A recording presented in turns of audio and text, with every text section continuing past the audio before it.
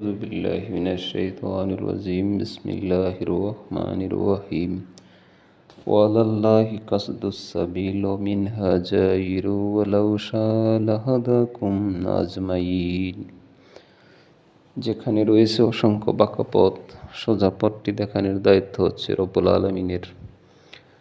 এখানে সোজা পথ এবং বাঁকা পথ বলতে আল্লাহ তাআলা বোঝাচ্ছেন যে এই পৃথিবীতে চলার জন্য পয়গম্বরদের মাধ্যমে আল্লাহ তাআলা যেই সঠিক সোজা পথ দেখিয়েছেন সেটিকে বোঝাচ্ছেন। আর বাঁকা পথ বলতে বোঝাচ্ছেন তাগুতের পথ, শয়তানের পথ, বিভ্রান্ত হওয়ার পথ। পৃথিবীর চলার পথে আমরা কোনটি অনুসরণ করব সেটি আমাদের উপর নির্ভর করে। আমরা কি সঠিক পথে চলব না বেঠিক পথে চলব, আমরা কি আল্লাহ রব্বুল আলামিনের হেদায়েতের পথে চলব না তাগুতের পথে চলব, সেটি আমাদেরকে ব্যক্তিগতভাবে সিদ্ধান্ত নিতে হয়, দলীয়ভাবেও সিদ্ধান্ত নিতে হয়। তবে এই চলার পথ, দুনিয়ার বুকে আমরা পথ চলতে গিয়ে প্রতি পদে পদে বাধার সম্মুখীন হই। আমাদেরকে আষ্টে পৃষ্ঠে শয়তান বেঁধে ফেলতে চায়, প্রতি পদক্ষেপে সে আমাদেরকে পদস্খলন করাইতে চায়। কিন্তু আমরা যদি কোরআন এবং সুন্নাহ সঠিকভাবে অনুসরণ করি, প্রতিনিয়ত চর্চা করি, এক সময় আমাদেরকে আল্লাহ তাআলা সাহায্য করবেন আমাদের এই সিদ্ধান্তের কারণে।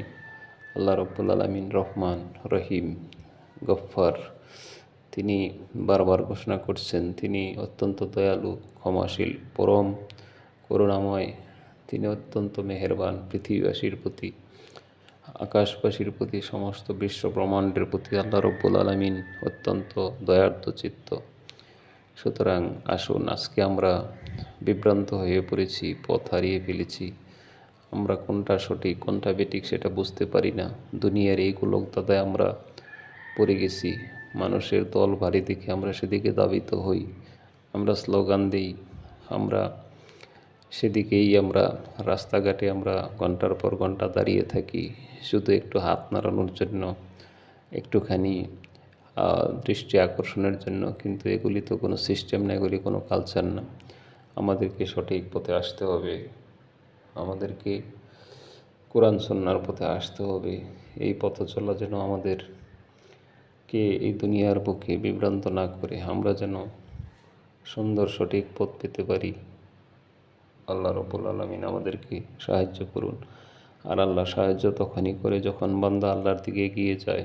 আল্লাহ বলেছেন যে বান্দা যখন আমার দিকে এক পদক এগোয় আমি তখন তার দিকে এক হাত এগিয়ে যাই। এটি হাদিসে কুদসির কথা। সুতরাং আসুন, এই জঞ্জা বিক্ষুব্ধ পৃথিবীতে, এই ব্যাড কালচারের যুগে আমরা সঠিক পথ অন্বেষণ করি। আমিন।